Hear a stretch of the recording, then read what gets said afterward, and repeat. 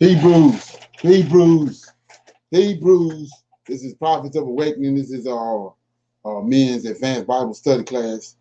It's the 17th of August, 2021. What I'm gonna be dealing with tonight is book of Jeremiah 15 and 16, and I'll be showing and giving a greater understanding of the Lord of hosts through the scriptures. And with that being said, I'm gonna ask everybody to like, share, subscribe, and hit the notification button. Okay, this is a non-Messianic channel. Tanakh and Torah. The Tanakh is the Old Testament. Torah, the first 5 books of the Bible that was given to him by the Lord of hosts on Mount Sinai. Shalom and welcome everyone. We're going to do our moment of silence, prayer, songs, and then we're going to open up for some current events. Okay?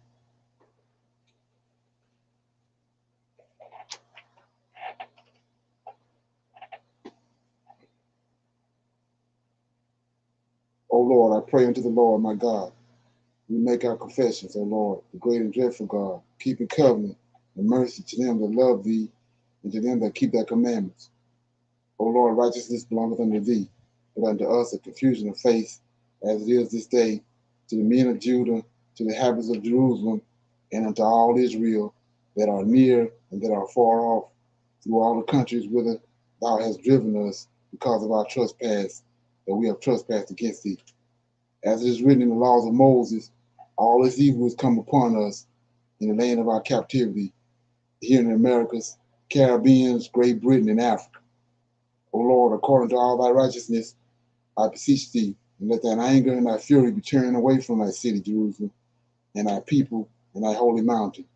O Lord, hear this prayer, and cause thy face to shine upon thy sanctuary and thy people, for your sake. O Lord, open thine eyes and incline thine ears to hear and behold our condition. O Lord, hear. O Lord, forgive. O Lord, hearken and do, and defer not for thine own sake. O my Lord, for thy people in your land need you desperately at this hour. Please be on you. Okay. I'm going to read the Psalms right quick.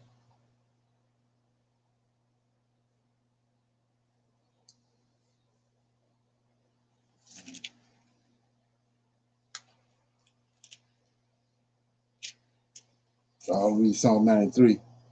It's the Lord is clothed with majesty. The Lord reigneth. He is clothed with majesty. The Lord is clothed with strength, wherewith he hath girded himself. The world also is established, that it cannot be moved. The throne is established of old. Thou art from everlasting. The floods have lifted up, O Lord. The floods have lifted up their voice. The floods lift up their waves. The Lord on high is mightier than the noise of many waters, yea, than the mighty waves of the sea. The testimonies are very sure. Holiness becometh thine house, O Lord, forever. It's Psalm 93, and it's the Lord is clothed with majesty. Okay.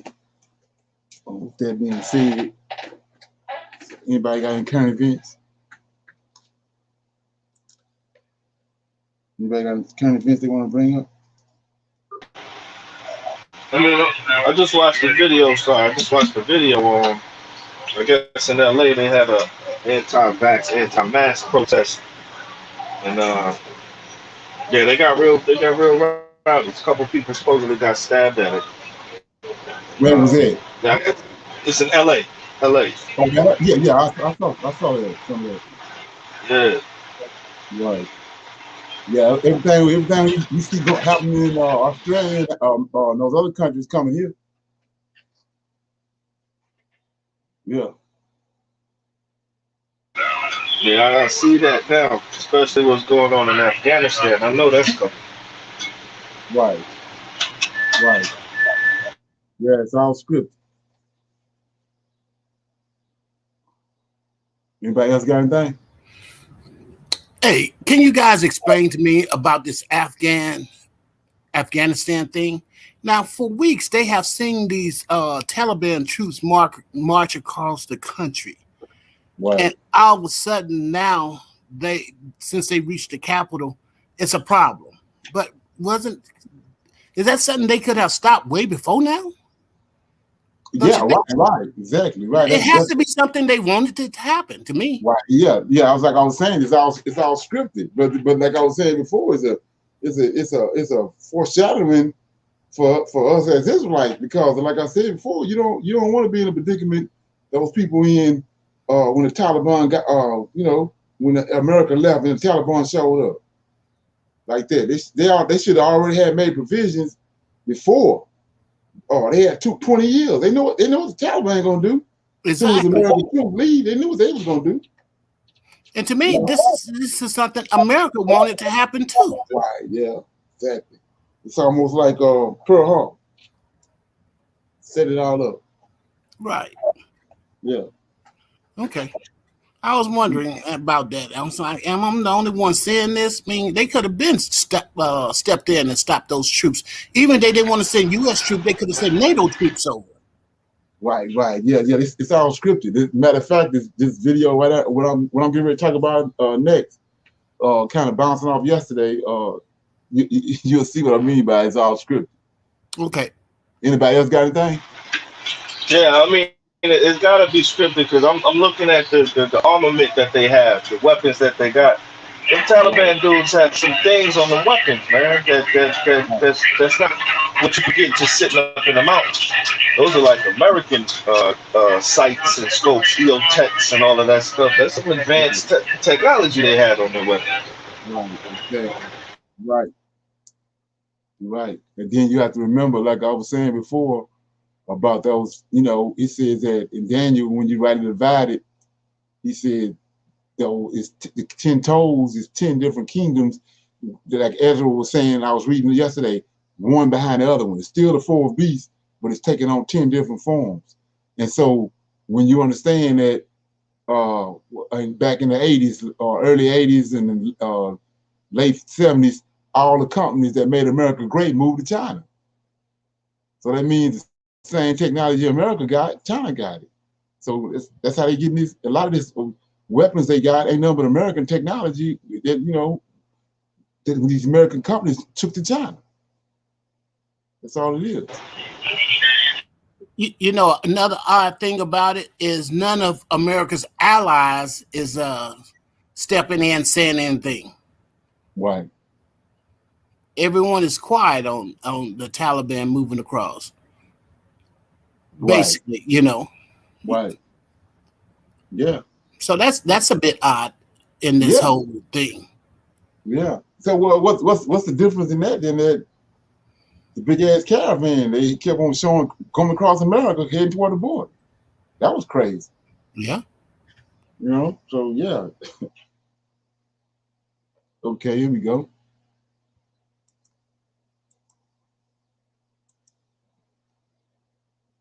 Like I said, these China. He's got people behind the scenes controlling them, which is Esau. This Illuminati Edomite Rothschilds is behind it. Here you go, right here. So this is what I'm going to show you is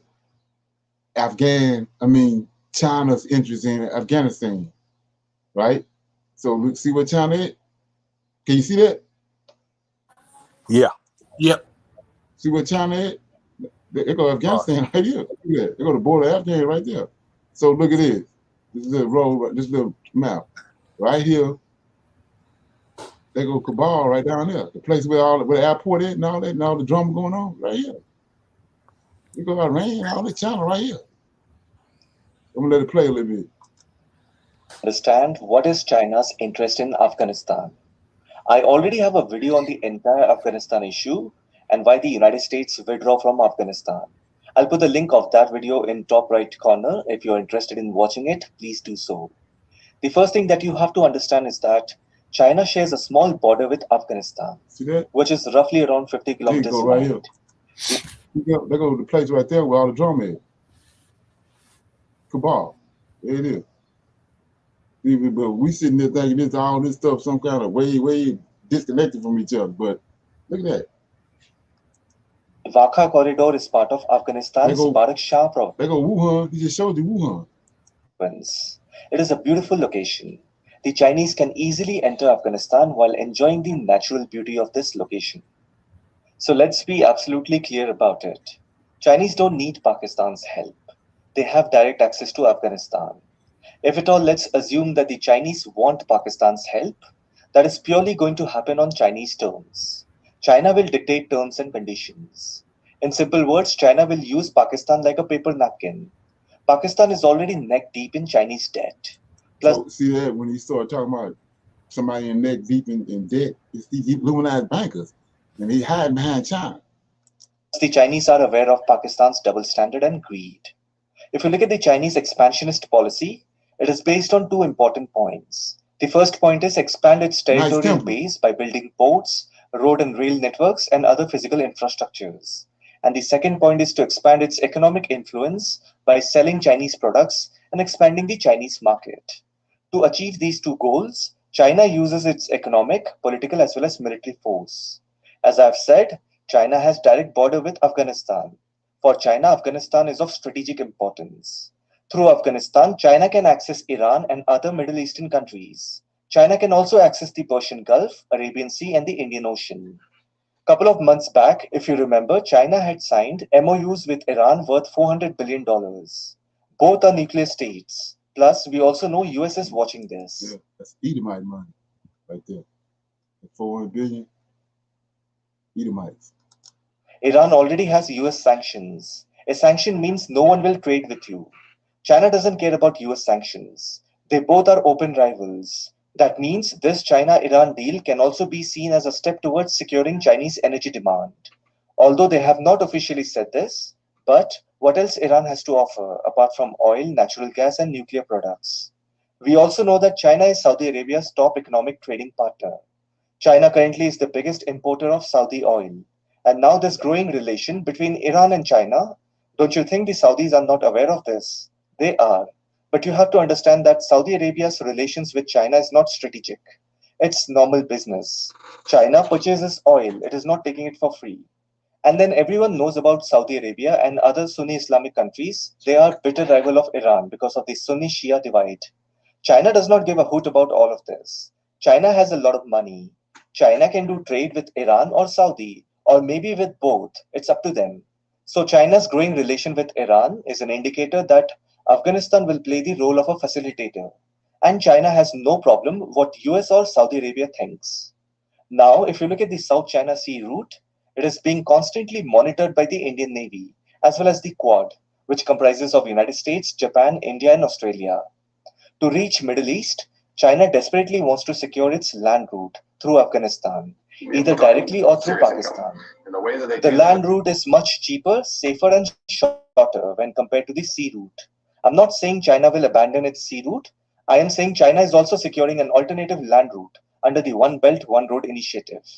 If you are aware, the 5 countries of Central Asia, Kazakhstan, Kyrgyzstan, Tajikistan, Turkmenistan, and Uzbekistan. Notice he just mentioned the Road and Belt Initiative. So they're doing all this on this end over here, and it's already set up over there with the Road and Belt Initiative, and they're doing this right here. So this is they are an important part of the land route of. You want to watch this? This is what China is. What is China's interest in Afghanistan? Like I said, this the big number one ticket right now is Afghanistan. It's not a coincidence. So, any questions before I move on?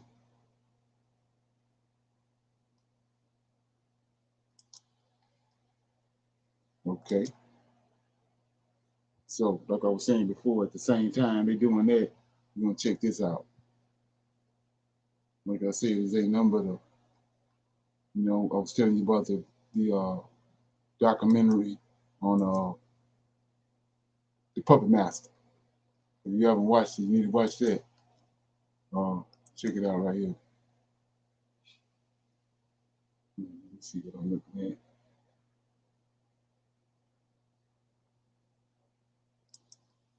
So at the same time they're doing that, check this out. Over the U.S. housing market, and how concerned do you need to be about it? That's the topic that we're going to cover in today's video, and I'm going to use hard data to answer this question. So remember that 2008, the housing market was one that triggered all the drama, right? Edomites. Right. The bankers behind it. So they got that down pat. This is coming right now. We witnessing right now is a housing bubble in the process, but watch how they orchestrate it. Now, I know this is something a lot of you are concerned about, because here we are in August 2021, and home prices in America have never been higher, especially compared to wages and how much money people make. That means that Americans are getting priced out of the housing market, and we're slowly but surely becoming a nation of renters. The last thing we need are foreign investors from countries like China, as well as other ones around the world, coming into America, buying up homes, and making it more difficult for Americans to compete. So in this video, I'm going to use data to show you just. So let me explain something. So you thinking that these Edomites just hiding just for GP, right? That's what got them kicked out of Europe. They was on the forefront. Every time the European looked around from one country to the next, these Edomites was on the scene, buying up everything, putting them in debt and getting all their money using usury. And so that's how they got kicked out of one country to the next. That's the reason they got Columbus with the 3 ships that left Spain. So to find some land where they can go to, because nobody want to deal with them because of the way they operate, you know. And so that's why now they're not in the forefront. They got 95% of the world's wealth, but they can't show their face on the scene. They can't trigger the masses. So they're in the back, always in the background, got somebody else out there in front using them. But like I was saying, when you understand the characteristics of a banker, then you see them. They're the ones throwing all this money around and got the Chinese looking like it's the Chinese that's doing it. But it's Esau, this Illuminati Edomite, throwing all this money around, orchestrating this what they're getting ready to do. Like I was telling you, they're going to take that throne from Great Britain to Israel. That's their objective. That's what they're getting ready to do. They want to rule the world from Jerusalem for 1,000 years. And that ain't got shit to do with, like I said before, with the Israelites. That's Cerinthius, I told you, the one concocted that 1,000-year reign. That's what Hitler was trying to do. He was trying to rule the world from Jerusalem. And they cut him off. So we have to understand what they're doing. How big of a problem this is and how concerned you need to be about it. The first thing we're going to do is look at how much of the U.S. housing market a country like China buys up. Then we're going to look at where they buy homes, because it's not all over the. He built it. He built America. He Dr. Frankenstein, and America is the Frankenstein monster. All he's doing now, he assembled it. He assembled them part by part. Now he's taking them apart. He got the owner's manual. He picking them apart. Just like I said, look what he's doing with the container ships and all that. They slowly breaking America down. You know, they don't want to put it together. It's Edomites on the money. The U.S., specific parts of the country. And then the final thing we're going to do is look at how much this foreign demand is changing over time, particularly in the last couple of years. You are not going to believe the differences in how many homes countries like China are buying now compared to 5 years ago. These numbers are going to shock you. All right, guys, let's get into the data.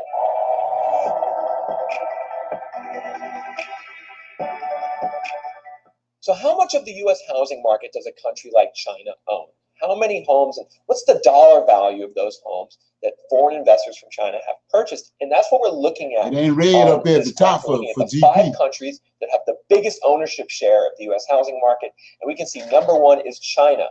Investors from China have bought over $200 billion in the U.S. housing market over the last decade, from 2011 to 2021.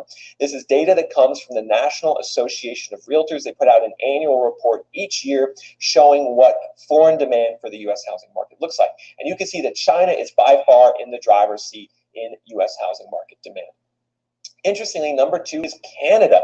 Over $125 billion of the U.S. housing market has been purchased by foreign Canadian investors. China and Canada, they're the top 2. Then we go India, UK, and Mexico. We're around 50 to 60 billion of the U.S. housing market has been purchased by these countries over the last 10 years. And these numbers are pretty shocking. I mean, over $200 billion worth of homes purchased by foreign investors from China over the last decade. That's no small number. That's hundreds of thousands of homes being purchased and owned by investors from China who don't really live in America, right, and who are kind of taking homes away from Esau and gave him the blueprint, what to do, and the money.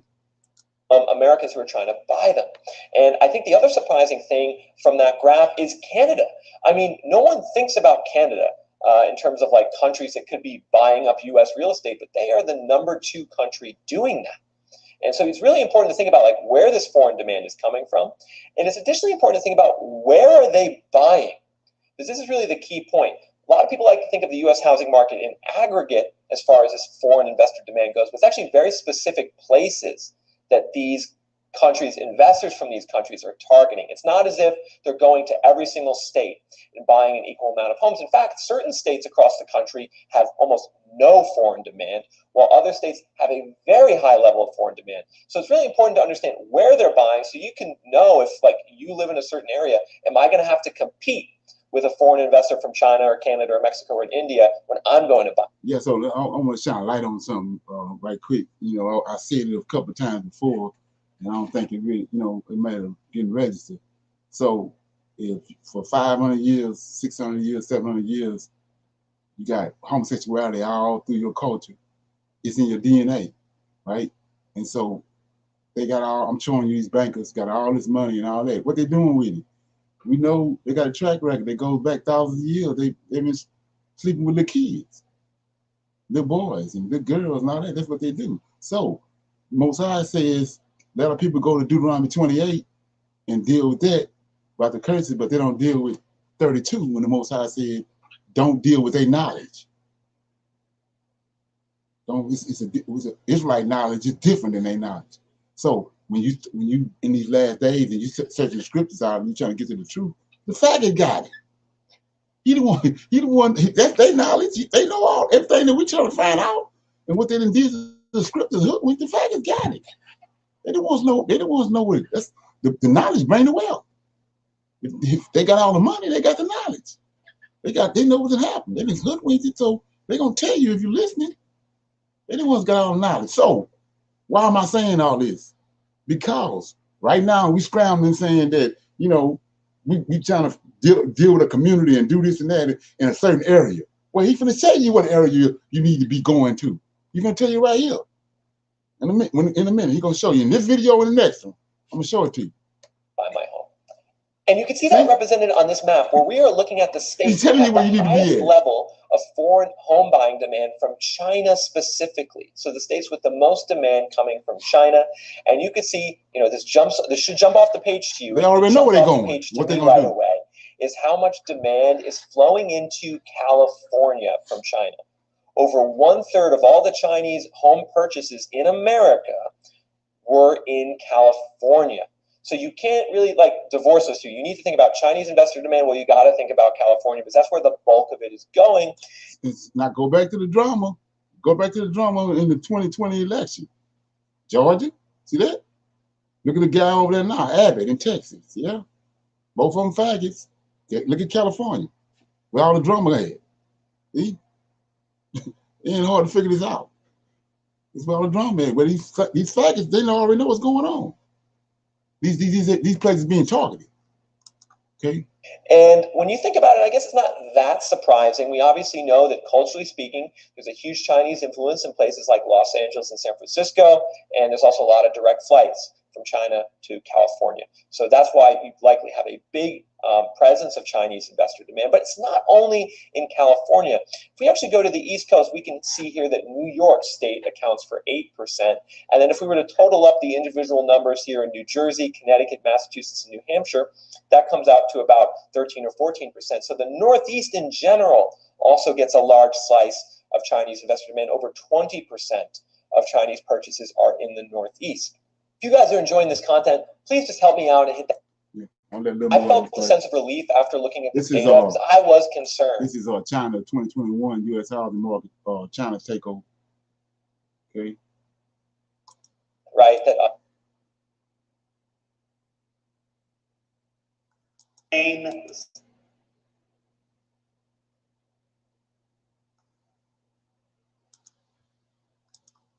for Americans to buy homes, and the fact that that's not happening does make me feel better that American families, still have a better shot at buying a home.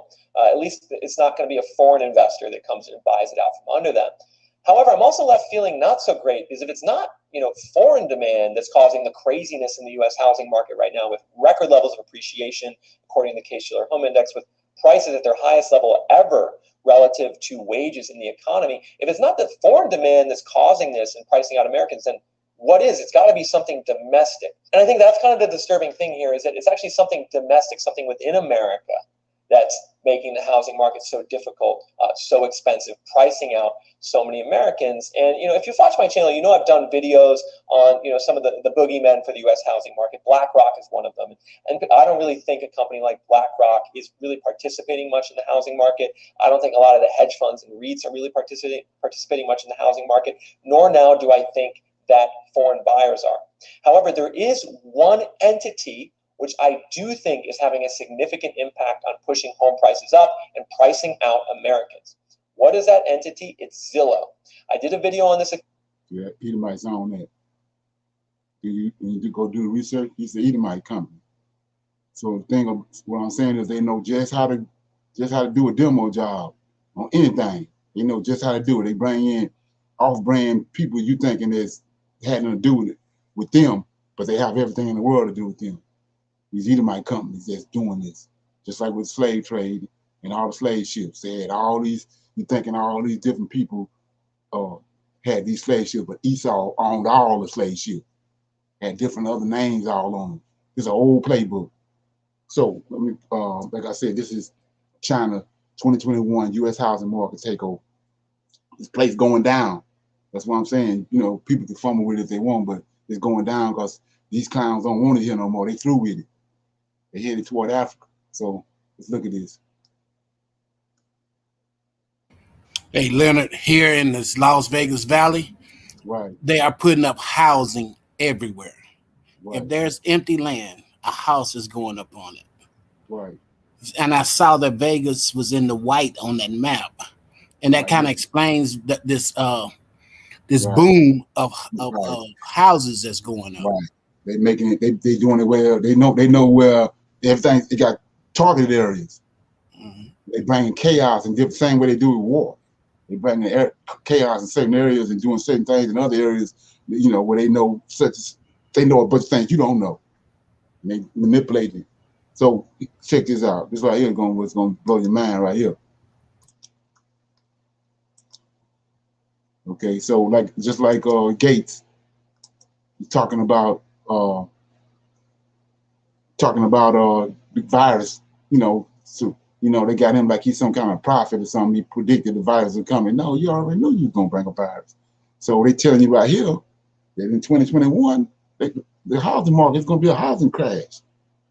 Check it out. Currently a buyer's market or a seller's market? That's a really important question to answer here in August 2021. If you're a prospective home buyer, investor, or seller, you want to understand what the dynamics are in your city and how they compare to the rest of the country. So what I'm going to do in this video is give you guys some key data, some key insights, fresh off the... So what we want to do is we want to know where we need to be at, right? Like I was saying before, when I came into this, I didn't know nothing about it. I came into it, and most I started dealing with me about this. I wasn't looking for no Israelites to be black. I didn't tell you the truth. I didn't give a damn what color they was. All I want to know was who they was, and that's how I came into this. And the most I opened my eyes up, I'm started digging for the Israelites. I didn't, I wasn't looking for them to be black. I was just looking for the truth. I knew the people that was over there wasn't the ones. Same with this right here. So we want to know where we need to be at, right? We just got one example we showed you. So here go another one. The press is from Realtor.com. We're going to cover the 100 largest metro areas in America and look at how inventory and listings have changed year over year. Quite simply, some cities are still a huge seller's market. Inventory is very, very tight. Other cities are turning into big buyers markets, actually. And there's one city in particular which is on the doorstep of a housing crash. The second thing I'm going to do in this video is show you why you need to be following that city and caring about that city that's on the doorstep of a housing crash, because it will be the leader, the predictor, the bellwether of what's going to happen in the U.S. housing market everywhere else. So even if you don't live in the city, the one city that's on the doorstep of a crash, you need to be paying attention to it, because when that crash hits that city, it's coming for your city next, just in the next 3 to 6 months. All right, guys, let's get into the data on this one. I know a lot of you prospective home buyers, prospective investors, prospective sellers, you're going to want this data, so let's get into it. Follow the money. We need to start things off by looking at this map, which is showing the 100 largest metro areas in America, and it's showing them based on a very key indicator, a very key data point that you all need to be tracking if you're a prospective buyer, investor, or seller in your specific market. You need to be understanding this data point, and that's the percentage change in inventory on the market. And inventory is super important to track, right? And obviously, the lower the inventory and the more constricted inventory is, the more prices go up and the more of a seller's market it is. The more that inventory goes up and gets higher and gets more homes on the market, the more it becomes a buyer's market. And so I'm sure you guys have noticed through me talking here is that there's very different color coding on these cities, metros. Some are deep red, others are deep yellow. What does that mean? Well, ones that are deep red have had big declines in inventory year over year through the end of July. For instance, a place like Charleston, South Carolina, has seen a 56% decline in active listings year over year. That means Charleston is still very fiercely a seller's market, and there's very little inventory out there, probably lots of bidding wars, probably lots of over-ask situations. Another one would be Northport, Sarasota, Florida, a 69% decline in inventory year over year. And what you can really see is that pretty much everywhere in the now look what's going on in Florida right now as we speak.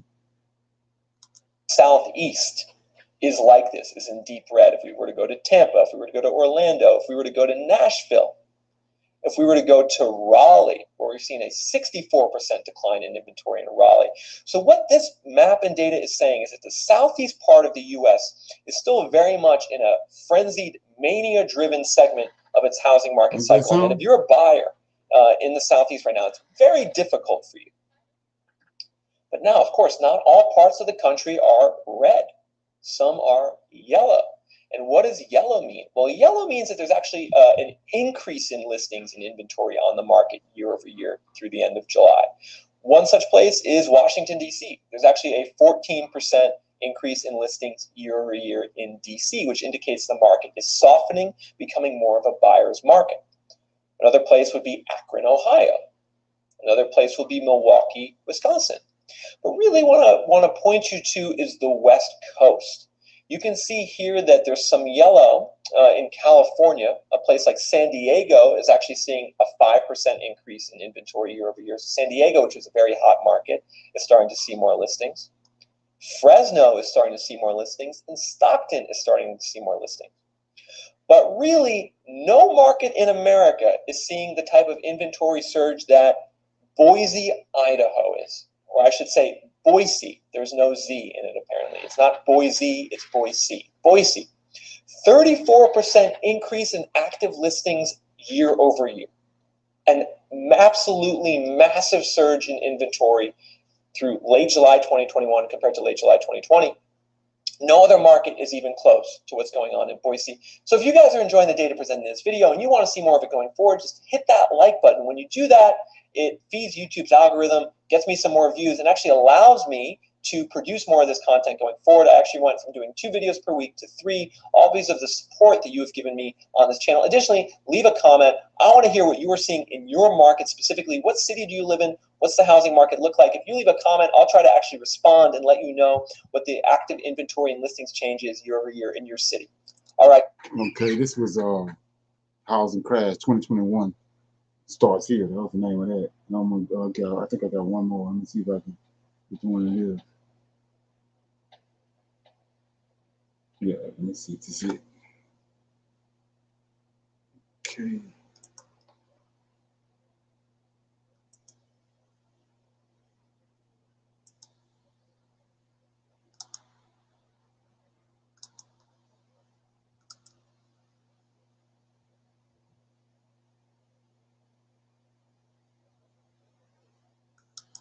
Yeah, I think this the main one. I'll put over here. Yeah, there you go.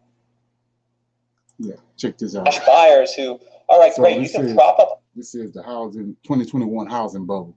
It's going to burst, right?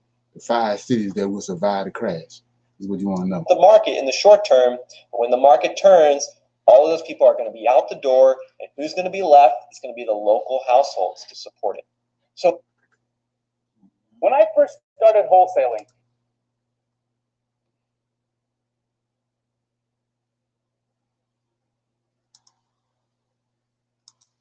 So as a home buyer and real estate investor in 2021, investing into a bubble, you want to be in the markets with lower appreciation and higher wage growth.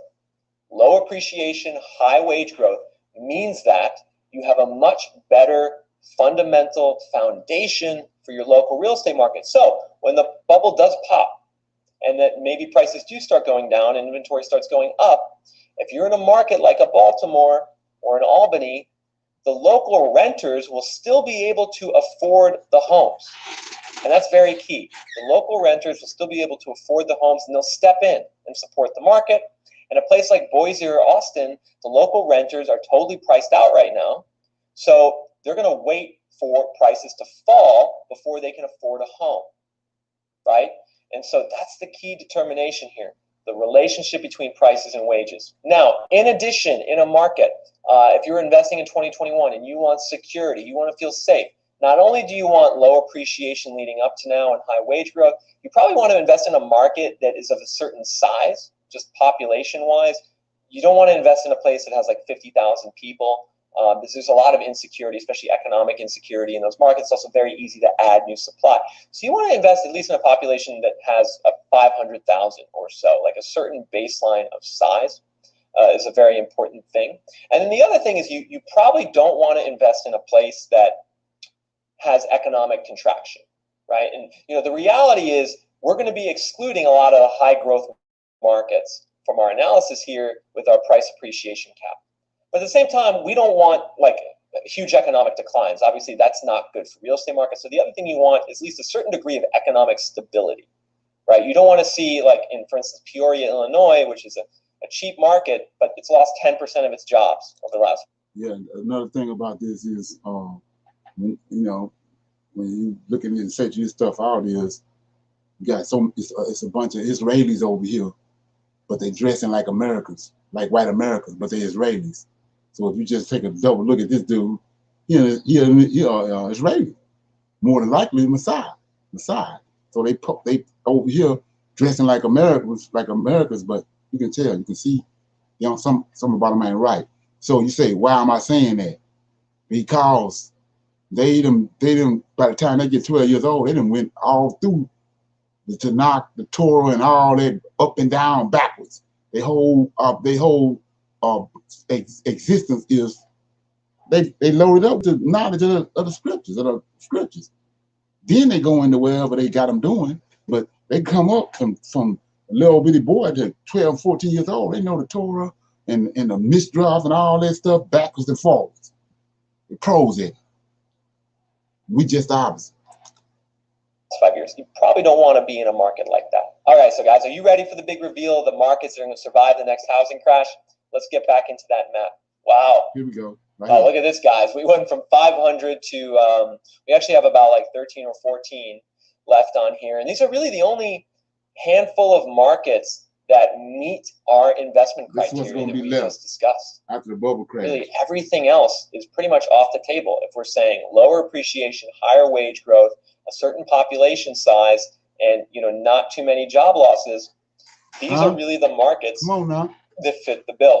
And you can see right away, they're not the sexiest markets. We're talking places like Albany, places like Buffalo, Milwaukee, Omaha, Oklahoma City, markets like that, which really don't, get anyone too excited, but those are actually the type of places that you want to be investing in 2021 at the peak of a bubble, because they're going to withstand the crash the best. Yeah. You can see that we also have some markets here in the Southeast, like Winston-Salem, Greenville, South Carolina, Huntsville, Alabama, Birmingham, Alabama. These are markets that also fit the criteria we described. However, I suspect that if you go into a market like Greenville or Huntsville right now, you're going to have some difficulty finding a property that makes sense from a value perspective. Zillow says that price. Okay, so this is 2021 housing bubble, the 5 cities that will survive the crash. I mean, y'all want to talk about something else, or you want me to do this last video? Yeah, go ahead. Okay, yeah, I mean, you know, I might be boring y'all to death. I don't know. No. Okay. Seem like it's seem like, you know, the way Rome fell. Yeah, you know, right. Exactly. From the inside. Right. The same people. Right. They got they playing the same playbook. It's the same playbook once you figure it out. You know? Exactly. Yeah. So the same people that, you know, what people not putting together is these same people, when Mosai say seed, they killed Julius Caesar. The same people killed JFK. and the same one killing people today. Exactly. The one that's getting their way. Same people. Yeah. So, like I said, while all that's going on, I'm showing you right there. Check this out. This the big kahuna right here. Now this intentional, see, but global shipping has always faced disruptions caused by unpredictable weather, accidents, and disasters. You're going right to the source, like I said, these bankers. But what has been happening since 2020 is simply unprecedented. Sure. After the burst of the global virus outbreak, supply chains have been experiencing the biggest crisis since the start of supply chain over 65 years ago. The health crisis has highlighted that ports are in desperate need of investment, as explained by John Manners-Bell, Chief Executive at consultancy Transport Intelligence. He says the entire port infrastructure system has been overwhelmed for the past year. The situation... They're demoing it because they got road and belt initiative over there and set up in Africa. Has been severely aggravated in recent months due to a major container shipping shortage, a series of natural disasters, the Ever Given blockage, and a new wave of confirmed virus cases. Several key ports are also congested due to a shortage of port workers, which is then contributing to prolonged delivery delays and shortages of key parts and products. It's going down. Currently, about 353 container ships are stuck outside ports all around the globe, and that's more than double the number from January, according to data released by logistics company Kuhner & Nagel. In many cases, the congestion is so extensive that it can take up to 2 weeks before all cargo is unloaded and ships can finally make that return trip. The United States is now facing one of the worst port log jams in the world. In the ports of Los Angeles and Long Beach, there are currently 22 ships waiting for a berth, and it could take up to 12 days before the ships can drop anchor and unload their containers to finally distribute the products and supplies to factories, warehouses, stores, and homes across the country. This logjam has caused shortages of a wide range of goods and has pushed delivery dates back, raising prices and frustrating consumers at a time demand continues to boom. And now that restrictions are being put in place again, the shipping price... They're at war, but they're looking for soldiers to come in, but it's these bankers. They're at war. All our war, don't even know. American citizens. And this place going down too. So anyway, is this in line with them paying the farmers to burn the crops and everything? Yeah, all this in conjunction. Right, it's all connected because they don't want this. They don't need this place no more. It has served its purpose, and not only that, it's scripture. Like I say, this America is the ninth incarnation of the fourth beast, and what's getting ready to come in existence is the 10th and final incarnation. That's China. Right. Somebody got to come in. Okay. So with that being said, I'm gonna open up right here for a little comments. I'm finished with that. I'm gonna go into the lesson with book of Jeremiah, and I'm, you know, going into showing you the Lord of hosts from a different perspective and showing you his power and his might and his presence in the book of Jeremiah. You know, so if I get excited, you'll have to excuse me. So I'm opening up for a little comments for what we just talked about. Everybody good? No comments? No questions? Nah, brother, you presented it very well. Yeah, it's all good. Okay, all right. Well, let me get off into this, man. I'm in Jeremiah chapter 15, man. Yeah. So, like I said, if I catch fire, man, just disregard. We like the fire. Our Lord of hosts is full of fire. Okay. Yeah. So I'm in Jeremiah. I'm gonna start reading chapter 15. Be stopping here and there to break some stuff down. So chapter 15 is Lord unyielding anger with Judah. So it's the Lord's unyielding anger with Judah, right? So then said the Lord unto me, just Jeremiah. We're gonna break that down for the people that don't know. If you're in the book of Jeremiah, then the Lord of hosts dealing with Jeremiah. So you ain't got to fumble with it. So it says, then said the Lord unto me, Jeremiah, though Moses and Samuel stood before me, yet my mind could not be toward his people. Look at this. Cast them out of my sight and let them go forth. So way back here in the book of Jeremiah, he already told you finna cast Israel out. Right here. You're already in the process of casting them out. We're gonna find out why. So verse 2, and it shall come to pass, see that? It shall come to pass if they say unto thee, whither shall we go? Right? Then thou shalt tell them, thus saith the Lord, such as from death to death, and such as from sword to sword, and such as from famine to famine, and such as from captivity to captivity. I will appoint over them 4 kinds. See this? Can't get out of this. I will appoint over them 4 kinds, said the Lord. The sword, the slay, dogs. See that? We forgot all about the dogs. They keep coming up, but we forgot about it. So he says, the sword, no, let me get on. It says, and I will appoint over them 4 kinds, says the Lord. The sword, the slay, the dogs, the tear, the fowls of heaven, and the beasts of the earth to devour and destroy. And I will cause them, look at this, I will cause them to be removed into all the kingdoms of the earth. Look at this, because Manasseh, see that? Nobody wants to deal with this.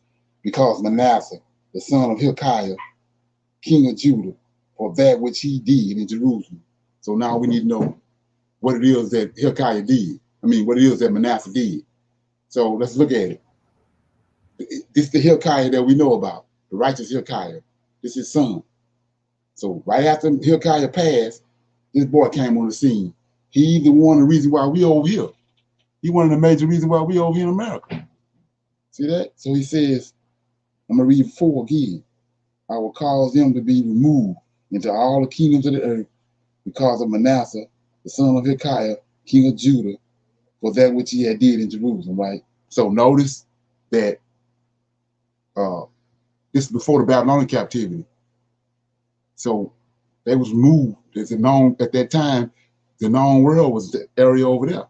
He ain't talking about us. So let's keep going. Let's go back to 2 Kings. I'm gonna read 2 Kings, and then I'm gonna read 2 Chronicles about what happened with Manasseh, because this is of the utmost importance. You know, then the understanding gonna come forward. So I'm in 2 Kings. Let me get it. You're gonna find out. Yeah. So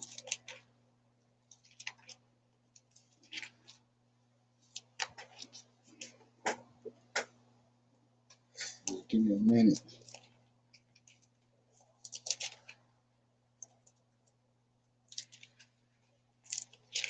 Okay, here we go. So like I said before,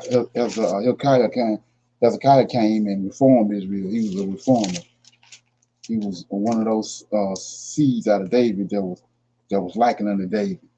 And then I'm starting 20, 2 Kings chapter 20, verse 20.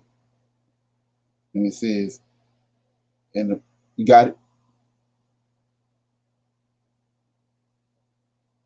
Got it. It says, and the rest of the acts of Hezekiah and all his might, see that? And all his might, and how he made a pool and a conduit and brought water into the city.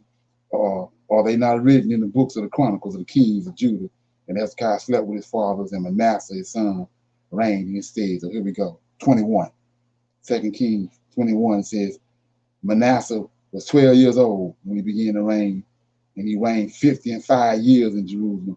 And his mother's name was Hezekiah. I don't know how to say that. And he did that which was evil in the sight of the Lord. So we want to know what he done, right? Evil in the sight of the Lord, after the abomination of the heathen, whom the Lord cast out before the children of Israel. For he built up again the same thing that Hezekiah tore down. He built up again the high places, which Hezekiah his father had destroyed. And he reared up altars for Baal, and he made groves, and he did Ahaz of Israel, and he worshipped all the hosts of heaven and served them. See that? Okay, it says, and he built altars in the house of the Lord, of which the Lord said, in Jerusalem will I put my name, right? So let's look at that. So Solomon had all these wives, and he started trying to appease them. So he said he built altars, and he built groves all around Jerusalem, right? So let's look at what this dude did. Why the Most High singling him out? So the temple, what you gotta understand is Yahweh got his own temple in heaven. Enoch told us that. Enoch said the house he saw, with fire all around the door. Couldn't nobody go in there but those 7 angels. And so that's the Yah's temple. So the temple that was built in Jerusalem is for the Lord of hosts. So verse 4 says, and he built altars in the house. Solomon built them all around the place. This clown and built them in the house. In there, where the Lord of hosts said. Inside the temple. See this? He built altars in the house of the Lord, of which the Lord said, in Jerusalem will I put my name. He said, and he built altars for all the hosts of heaven see that? In the 2 courts, inside the temple. Come on. The courts of the house of the Lord. And he made his sons pass through the fire. So what he doing? He killed his sons. He had his sons killed. See that? So this kills the New Testament. Yahweh ain't finna bring no son to have his son, watch his son get killed on no cross. So look at this. And he built altars for all the hosts of heaven in the 2 courts of the house of the Lord. And he made his sons to pass through the fire and observe times and use enchantments and dealt with the familiar spirits, wizards, and he wrought much wickedness in the sight of the Lord to provoke him to anger. So let's look at it, because like I said, we fumbling with these scriptures. 6, he says, he made his sons to pass through the fire. So what do that mean? Anybody know what that means? Kill. Sacrifice. We killed them. What altar is? What altar? Where we just read the altars at? In the temple. Beside the temple. So he killed his sons. He killed his sons in the presence of the Lord. He killed his sons. He made his sons in the house of the Lord, in front of the Lord.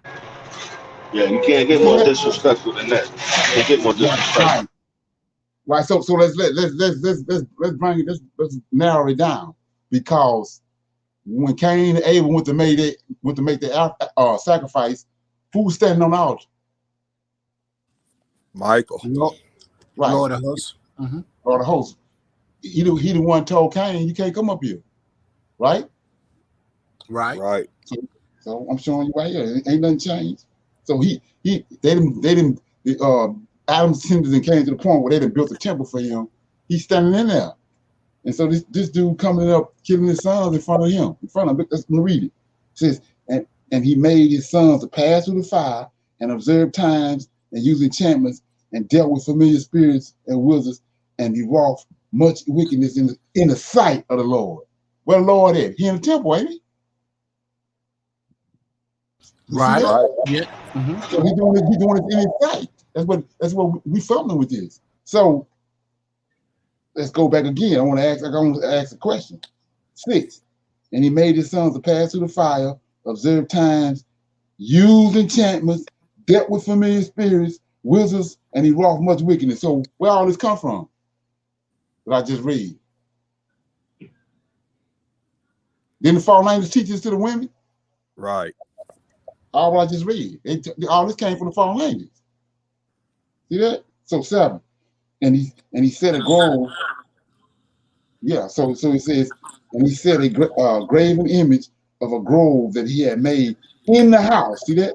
He made a graven image and he put it in the house of the Lord, of which the Lord said to David and to Solomon his son, in this house and in Jerusalem, which I have chosen out of all the tribes of Israel, will I put my name forever. Neither will I make it my feet of Israel to move any more out of the land which I gave their fathers. See that?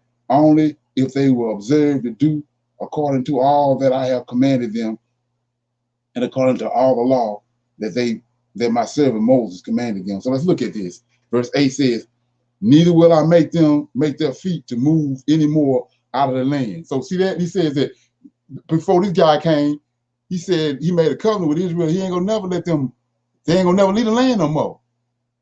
His mind changed right here. Let's go look at it. I'm gonna show you what I'm talking about.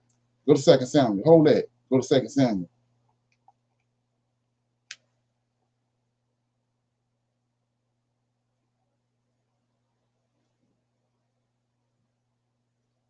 Second Samuel chapter 7. Let me know when you get it. All right. Got it. 2 Samuel verse 10. You got it? Got it. So this is a covenant he made with David. Moreover, I will appoint a place for my people Israel, and I will plant them. See that? I will plant them that they may dwell in the place of their own and move no more. He ain't got no intentions on them moving no more. See that? He said, and move no more, neither shall the children of wickedness afflict them anymore. So he got his mindset on they ain't moving no more. I'm planting them, they ain't moving no more. But this dude came along. Now I'm back over him. 2 Kings 21 and 8. 21 and 8, 2 Kings. Says, neither will I make the feet of Israel move any more out of the land which I gave their fathers, only if they will observe to do according to all that I have commanded them, and according to all the law that my servant Moses commanded them. But they hearken not, and Manasseh, see that? Come on now. But they hearken not, and Manasseh seduced them to do more evil than did the nations whom the Lord destroyed before the children of Israel. And the Lord spake by his servants the prophets, saying, because Manasseh, see that? King of Judah, have done these abominations and have done wickedly before all that the Amorites did, which were born before him, and have made Judah also to sin with his idols. See that? Therefore, thus says the Lord God of Israel, behold, I am bringing such evil upon Jerusalem and Judah that whosoever heareth of it, both his ears shall tingle. And I will stretch out over Jerusalem the line of Samaria and the plummet of the house of Ahab. And I will wipe Jerusalem as a man wipeth a dish, wiping it and turning it upside down. So we see right here, he already gonna bring Nebuchadnezzar. See that? It's way back here. He already gonna bring Nebuchadnezzar. He already gonna bring Jeremiah. So 14 says, and I will forsake, look at this, and I will forsake the remnant of mine inheritance and deliver them into the hands of their enemies, and they shall become a prey and a spoil to all their enemies. So let's read that again based on what we didn't study. So 14 says, I will forsake the remnant of mine inheritance. So what that mean? Anybody know what that means? He's going to hide his face from us. I'm going to read it again. And I will forsake the remnant of mine inheritance. What's a remnant? Few. A small group of few. So every time we talked about this, Every time they go in this captivity, he leave a remnant. And they look back to Jerusalem. If it's a remnant there, they know they're coming back. Right? Right. So Right. so he keep asking them a question. A lot of people don't understand what he's saying, but I'm going to tell you now. He says, am I not righteous? He keep asking them that. What is he talking about? He always leave a remnant. He don't wipe them all the way out. That's why we still here today. He always leave a remnant. So what is he talking about right here? And I will forsake the remnant. That means he through with them. That's what Daniel telling you. His indignation came to a fool. He gonna get rid of the remnant. So let's look at it. Hold that page and go to Obadiah right quick.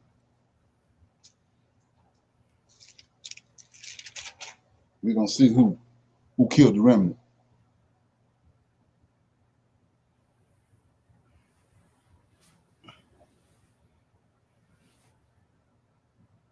So I'm in Obadiah chapter 10, verse 10. You got it? Got it. Obadiah 10, verse 10. For thy violence against thy brother Jacob, shame shall cover thee, thou shalt be cut off forever. In the day that thou stoodest on the other side, in the day that strangers carried away captive his forces, foreigners entered into his gates and cast lots upon Jerusalem, even thou was one of them, but thou should not have looked on the day of thy brother.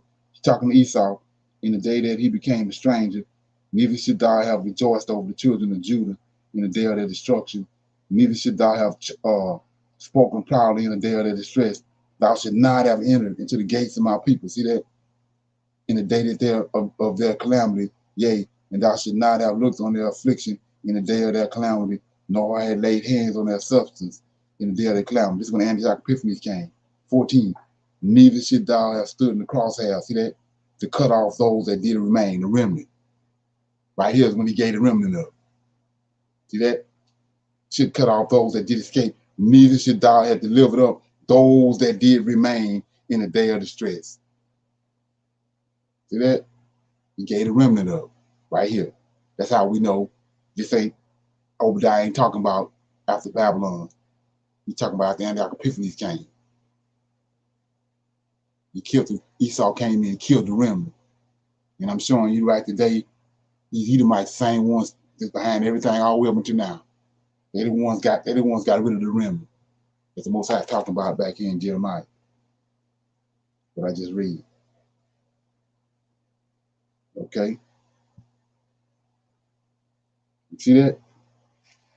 Yes, sir. Okay, let me see where I was at. Yeah, it says 6 and verse 9. Jeremiah 15:9 says, She that have borne seven languages, she have given up the ghost, for the sun has gone down while it was yet day. She have been ashamed and confounded, and the residue of them will I deliver to the sword before their enemies, says the Lord. 10. Woe is me, my mother, that thou hast borne me a man of strife and a man of contention to the whole earth. I have neither lent on usury, nor men have lent to me on usury, yet every one of them do have cursed me. The Lord said, verily, it shall be well. Here we go right here. That's what I want to show you. How, the things that the Lord is doing that we're looking over. So he tells Jeremiah right here, Nebuchadnezzar coming, right? And this is what he's telling them, Nebuchadnezzar. He's telling Jeremiah, he's going to bring Nebuchadnezzar. So verse 11 says, the Lord talking to Jeremiah, he says, the Lord said, although I'm showing you all this stuff, what's getting ready to happen, verily, it shall be well with thee, with thy remnant. Verily, verily, I will cause thine enemies to entreat thee well in the time of evil and in the time of affliction. So what are you talking about? Let's go to Jeremiah 39. You didn't tell Jeremiah 39? Hold that other page. I want to show you this right here, right quick. You got Jeremiah 39? Got it. Okay, this what's going on in 39 is the fall of Jerusalem. That Jeremiah, that the Lord told him back there. He told him Nebuchadnezzar and all of them coming, but they're going to treat you right. They're going to be nice to you. So I'm in 39, verse 1. In the 9th year of Zedekiah, king of Judah, in the 10th month, came Nebuchadnezzar, king of Babylon, and all his army against Jerusalem, and they besieged it. And in the 11th year of Zedekiah, in the 4th month, the 9th day of the month, the city was broken up. And all the princes of the kingdom came in and sat in the middle gate. Even, and I showed you these seven counselors that was with Nebuchadnezzar. 4. And it came to pass that when Zedekiah, king of Judah, saw him and all his men of war, that they fled and went forth out of the city by night, by the way of the king's garden, by the gate of betwixt the two walls, and he went out the way of the plain. But the Chaldeans' army pursued after them, overtook Zedekiah in the plains of Jericho, and when they had taken him, they brought him up to Nebuchadnezzar, king of Babylon, to Riblah in the land of Hamath, where he gave judgment upon him. Then the king of Babylon slew the sons of Zedekiah in Riblah before his eyes. Also the king of Babylon slew all the nobles of Judah. Moreover, he put out Zedekiah's eyes, bound him with chains, and carried him to Babylon. And the Chaldeans burned the king's house and the houses of the people with fire, and they break down the walls of Jerusalem, right? 9. And Nebuzaradan, the captain of the guard, carried away captive into Babylon. So he killing all these nobles and everybody all over the place. And they put out Zedekiah's eyes. 9. Zedekiah, I don't know his name, Nebuzaradan, the captain of the guard, carried away captive into Babylon the remnant of the people that remained in the city, and those that fell away, that fell to him, with the rest of the people, they remained. But Nebuzaradan, captain of the guard, left the poor of the people, which had nothing in their land, in the land of Judah, and gave them vineyards and fields at the same time. Here we go. Lord told him, everything gonna be well with you. So we have to believe him when he say that. So 11 says, now Nebuzaradan, king of Babylon, gave charge concerning Jeremiah. See that? To Nebuzaradan, captain of the guard, saying, take him and look well, see that? To him, and do him no harm, but do unto him even as he shall say unto you. So Nebuzaradan, captain of the guard, sent, and they go 7 again, those princes. 14, even they sent, took Jeremiah out of the court of the prison, committed him unto the Gilead, the son of Achim, the son of Stephan, that he should carry him home, so he dwelled among the people. So what the Most High said, did he not do it? He did it. Yeah. And we read right over there. So I'm back over here. So that's one example. I'm showing you the Lord of hosts at work, and we in the same predicament right now. He already told us what he gonna do with the remnant. So okay, I'm in 15, Jeremiah 15 and verse 12 says, shall iron break the northern iron and the steel? Thy substance and thy treasures will I give to the spoils without price, and that for all thy sins, even in all thy borders, and I will make thee to pass with thy enemies into a land which thou knowest not, for the fire is kindled in mine anger, which shall burn upon you. O Lord, thou knowest, remember me and visit me and revenge me of my persecutors. Take me not away in thy long suffering. Know that for thy sake I have suffered rebuke. The words were found, and I did eat them, and thy words were unto me the joy and rejoicing of mine heart. For I am called by thy name, O Lord God. So before all this happened, this is how Jeremiah ended up being shown compassion. He asked the Lord right here. He said, everything you told me to do, I did it. So when all this drama go down, do like you said you're going to do. I just showed you he done exactly that. So verse 19, therefore thus says the Lord, if thou return, then will I bring thee again, and thou shalt stand before me. And if thou take forth the precious from the veil, thou shalt be as my mouth. Let them return unto thee, but return thou not unto them. And I will make thee unto this people a fenced brazen wall, and thou shalt fight against thee, but they shall not prevail against thee. For I am with thee, and save thee, and deliver thee, says the Lord. and I will deliver thee out of the hands of the wicked, and I will redeem thee out of the hands of the terrible. He done just that, right? So I'm in chapter 16. It said, signs of the coming captivity. The words of the Lord came also unto me, saying, thou shalt not take thee a wife, neither shalt thou have sons or daughters in this place.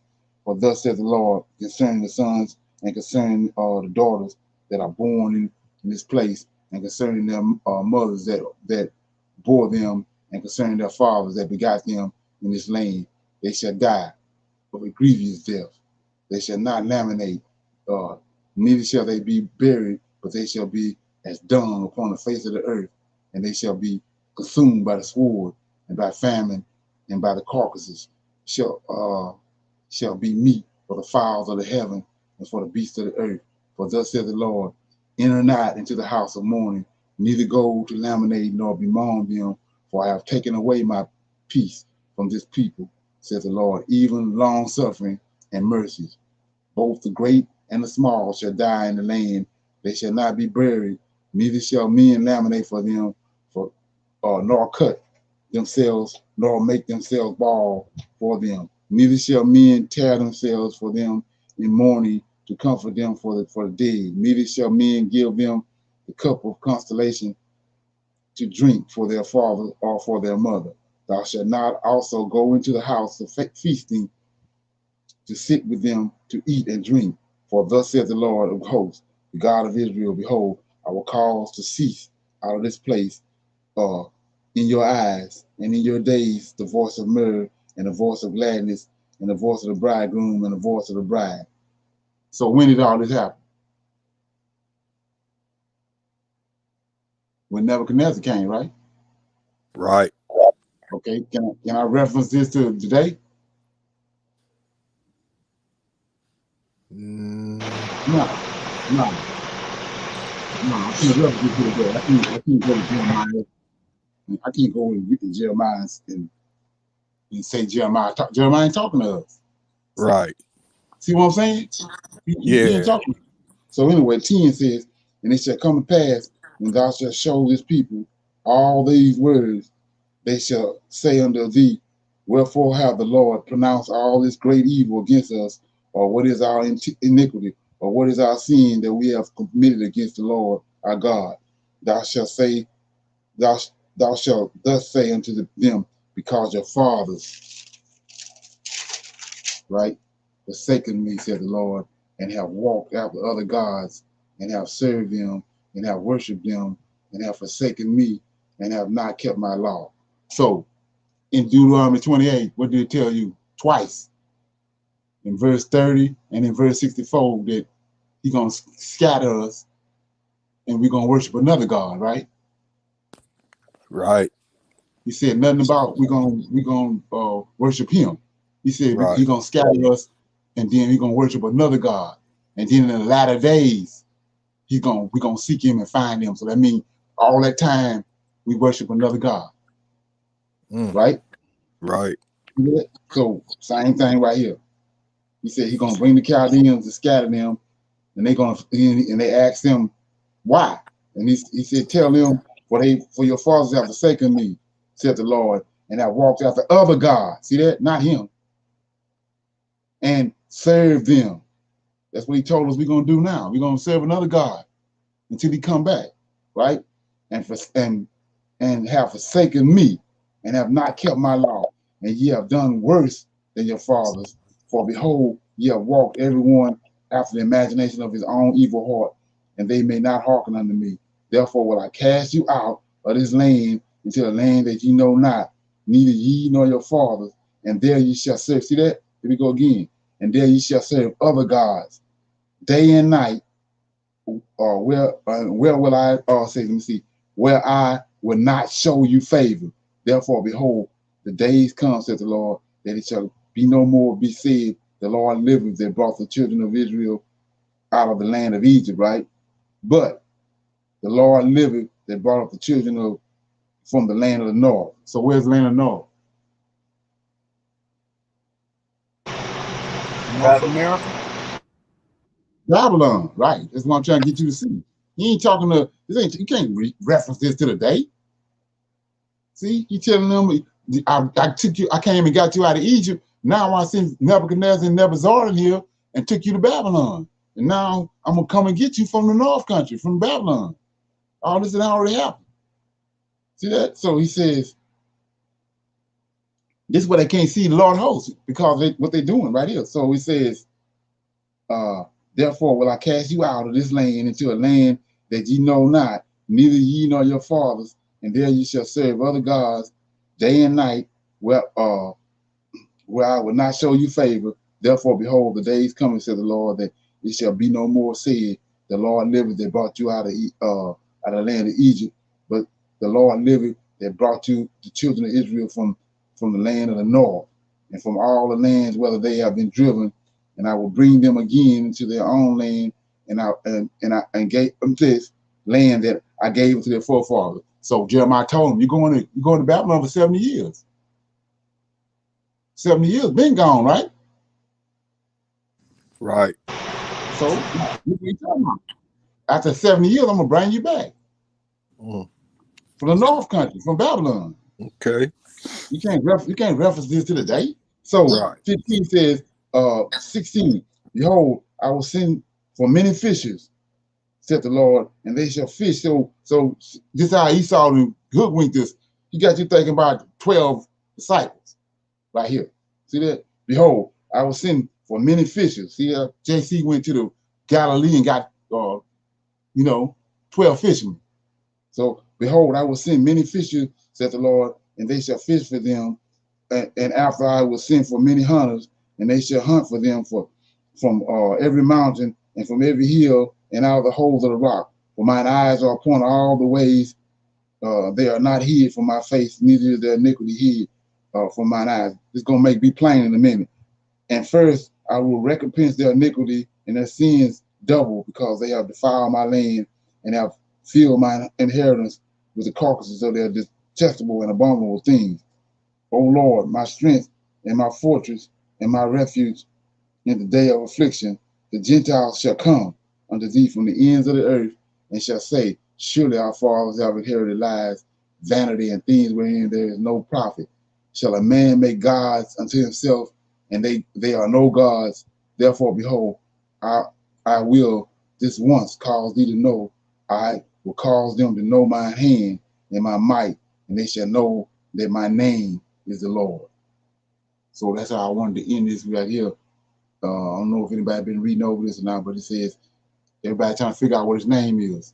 He says, in my might, and they shall know that my name is the Lord, right? So let's look at that.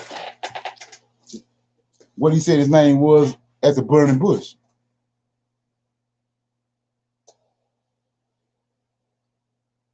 Hello? Yeah, it was I Yahweh, am that right? I am. Yahweh.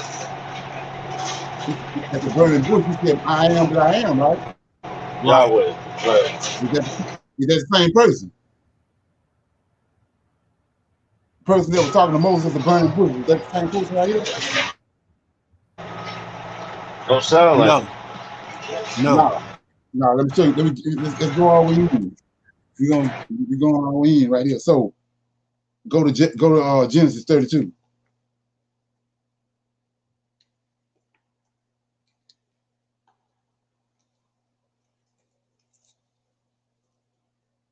Show you what they did. I'm in Genesis 32. Jacob wrestling with his angel, right? You got it?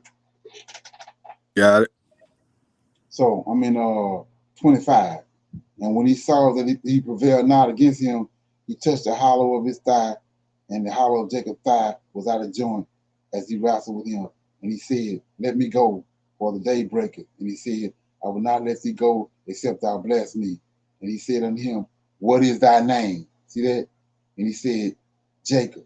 And he said, thy name shall be called no more Jacob, but Israel, or a prince, as thou power with God and with men, and has prevailed. And Jacob asked him, see that? Jacob asked him and said, tell me, I pray thee, thy name.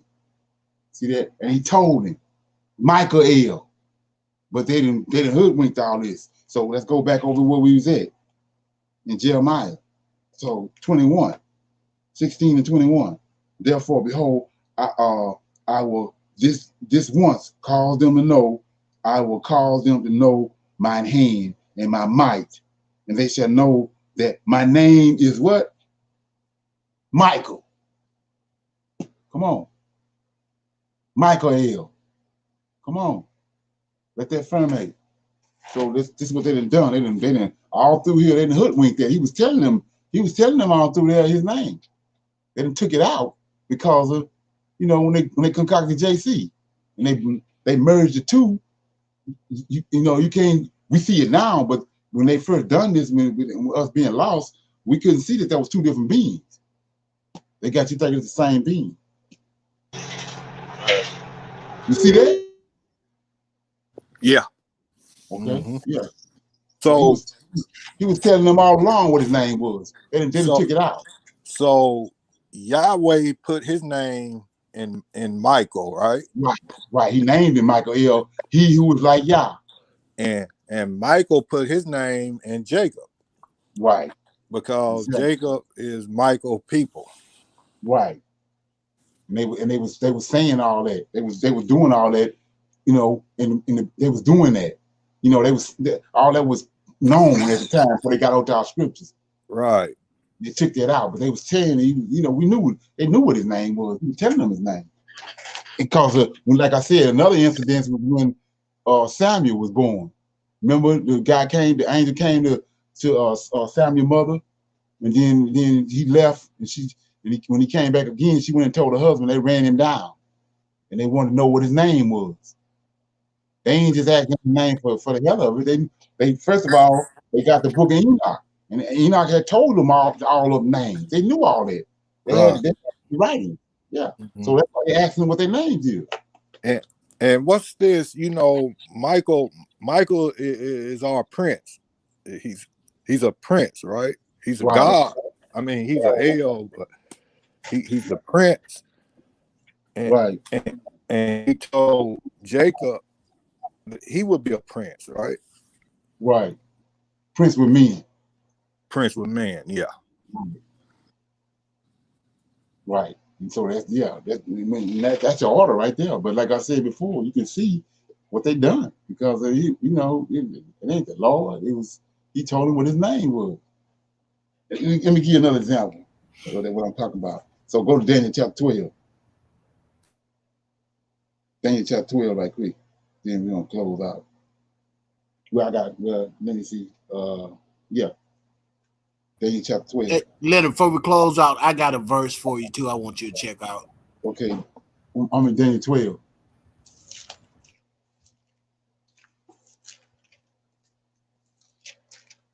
Okay.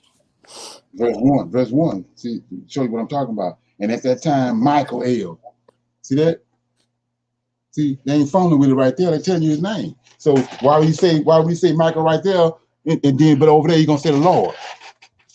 Exactly. Yeah. What's that question? Isaiah 42:8. Is he pronouncing his name there as well? What's that? Isaiah 42:8. Let me look at it right quick.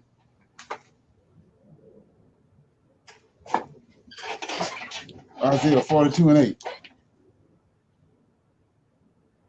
Okay. Proclaiming his name, not pronouncing, but proclaiming. Okay, I am the Lord, that is my name, and my glory will I not give to another, neither my praise to graven image. Yeah. So what was the question? So is he saying I am Michael? Right, Michael. They knew he was. They knew his name.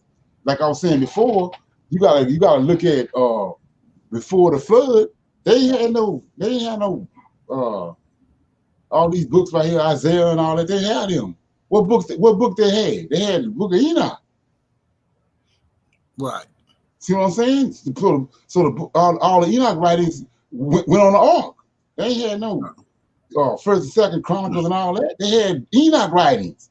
And Did they Enoch have the book of Jubilees? No, they didn't have the book of Jubilees. no, they got the book of Jubilees at Mount Sinai.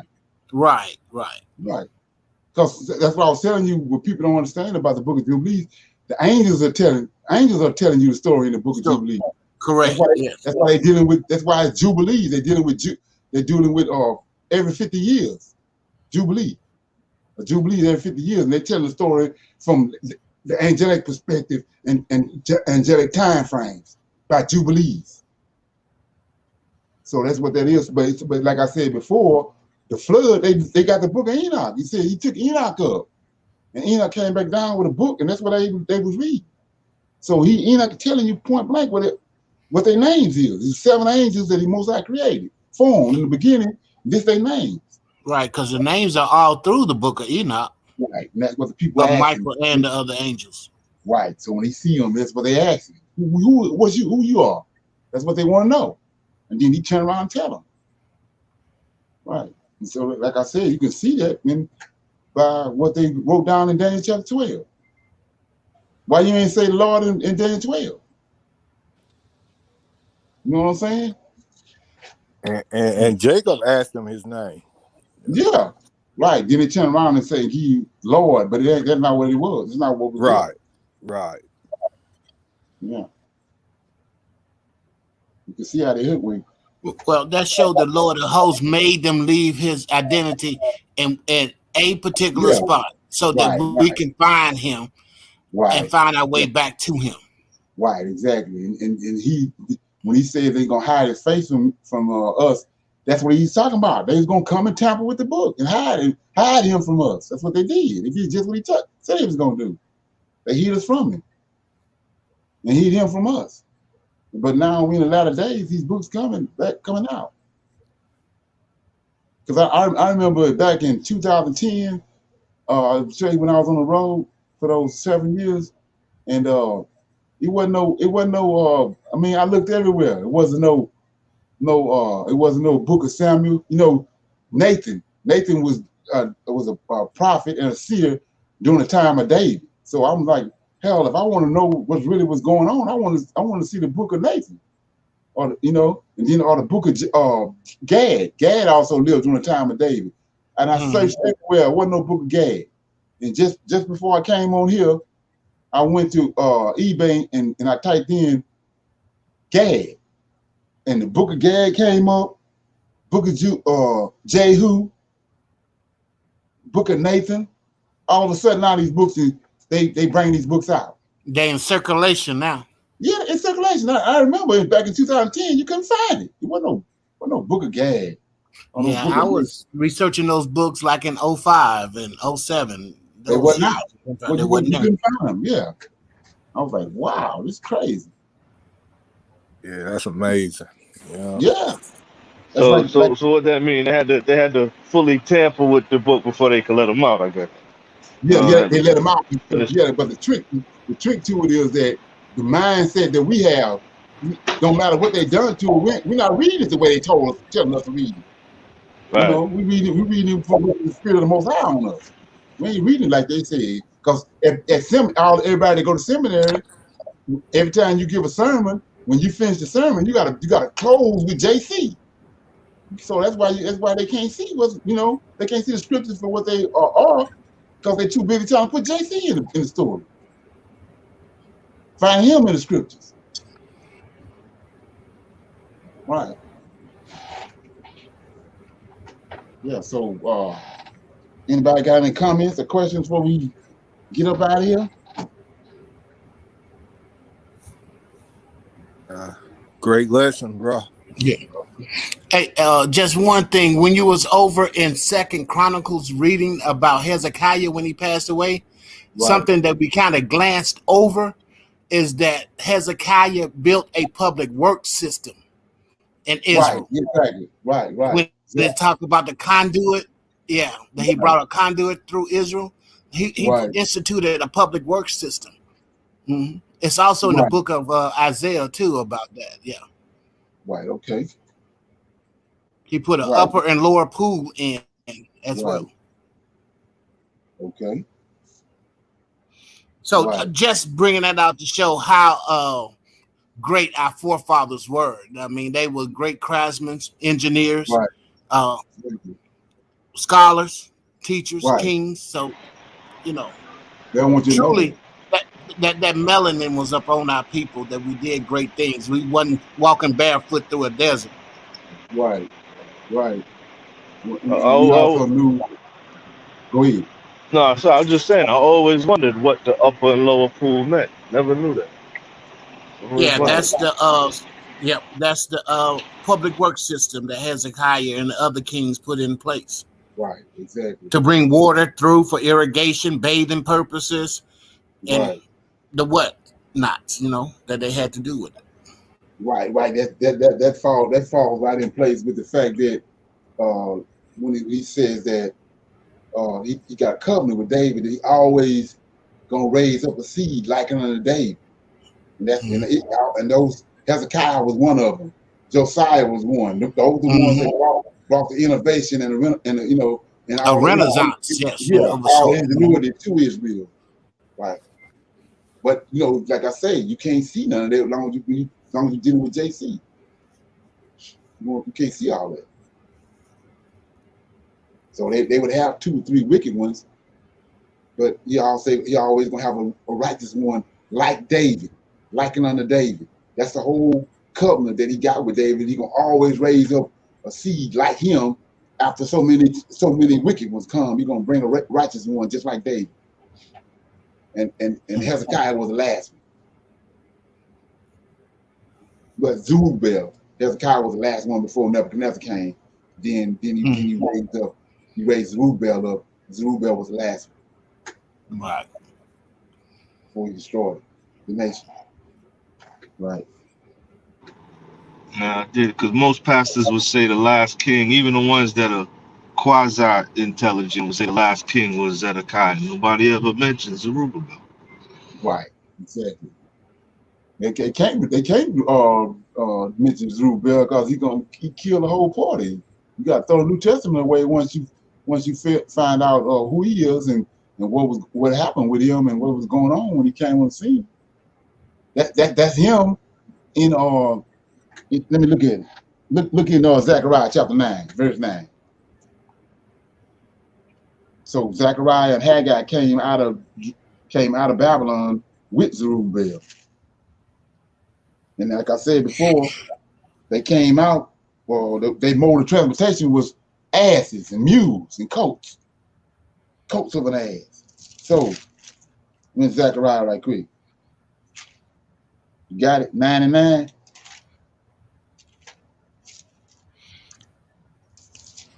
I'm there. So here we go. 9. Rejoice greatly, O daughter of Zion. Shout, O daughter of Jerusalem. Behold, thy king, is Zerubbabel, cometh unto thee. He is just, having salvation, lowly, riding upon an ass, the coat of an ass. That's Zerubbabel. See that?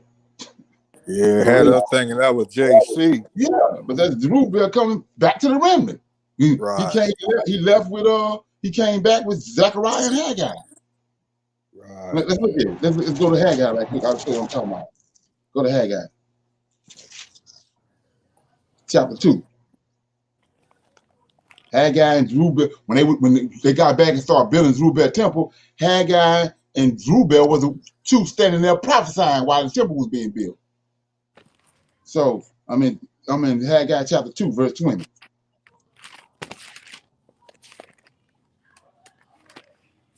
All right. It says, and again the word of the Lord came unto Haggai in the 4th and 20th day of the month, saying, speak to Zerubbabel, king of Judah. They're trying to hoodwink you with that governor. It's the king of Judah, saying, I will shake the heavens and the earth. He ain't talking about now. He ain't talking about in the future. This already happened.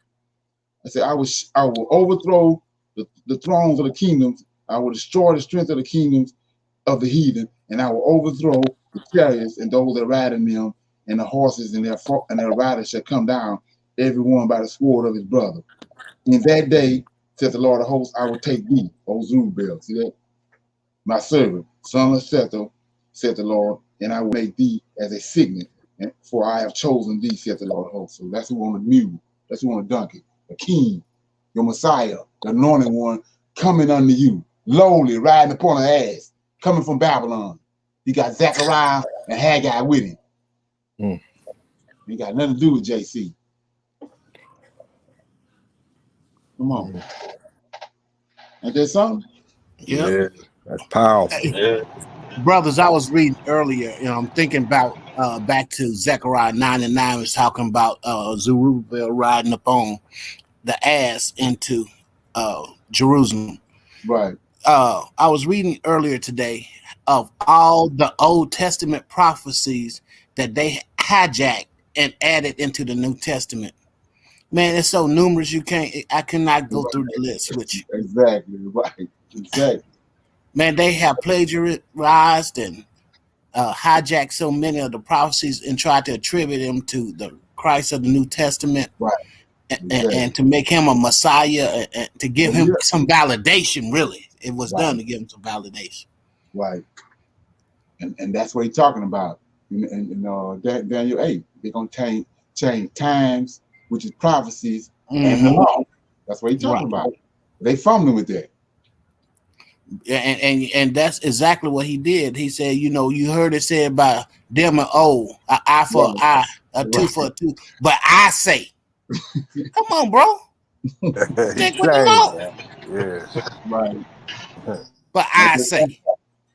Right. Man, never once he said, "Thus said the Lord."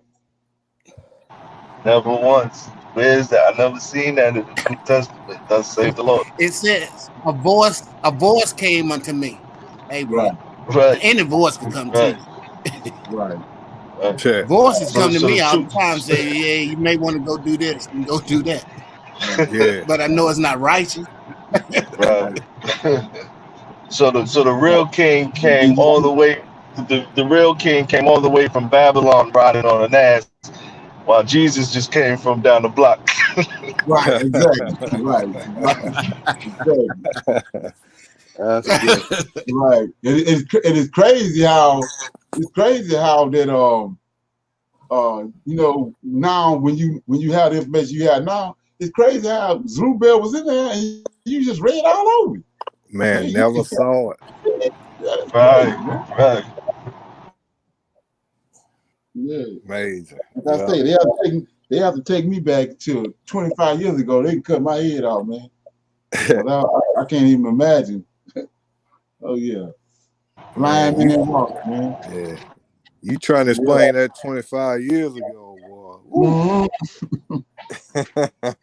What you talking about, Lamar? 10 years ago. Yeah, 10. Man. Leonard been pitched with pitchforks, hung with pitchforks. Well, they'll be crucifying you. Okay. Yeah. So everybody good? Yes, all sir. good. Yeah, right. So let me get this right quick. We're gonna I'm gonna see y'all tomorrow at 7 o'clock. Right. Shalom, brothers. Yeah. Shalom.